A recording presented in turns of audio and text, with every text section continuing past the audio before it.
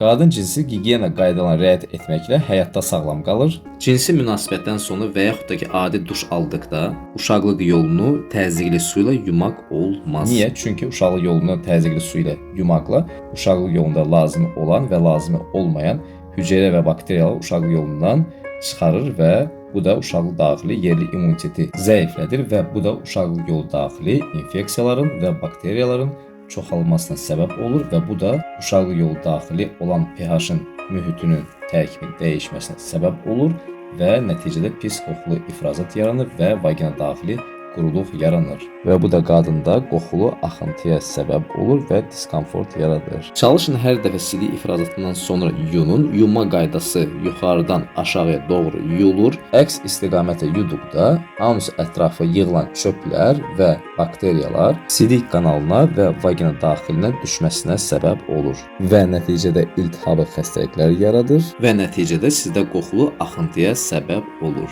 Çalışın sidik ifrazatından sonra mənşəyi bilinməyən yaş və quru salfetkalarla silinməyin ki, sizdə hər hansı pozuntu yaratmasın. Yunma zamanı intim gellərdən, skrablardan və sabunlardan istifadə etmək məsləhət görülmür. Çünki uşaqlıq yolu daxili həssas olan divarında göynəmə, qaşıntı yaratmasın. Tampon və bezlərə gəldikdə məsləhət görülür ki, çox az istifadə edəsiniz. Çünki tampon və bezlər infeksiyanın və bakteriyanın yaradan səbəblərdən biridir. Amma istifadə etdikdə çalışın yalnız aybaşı dönemində istifadə edəsiniz. Amma menopauzan bitdiyi dövrdən sonra gündəlik bezlərdən istifadə etmək məsləhət görülmür. Onu da qeyd edim ki, aybaşı dönemində 4-6 saatdan bir dəyişin ki, aybaşı dönemində toplanan qan bakteriyaların çoxalmasına səbəb olur və uşaqlıq yolunda seliklik işarəsinin qıcıqlandıraraq qaşınma, göynəmə səpki yaradır. Çalışın təmiz və pambıqdan olan alt geyimlərdən və pedilərdən yalnız aybaşı dönemindən istifadə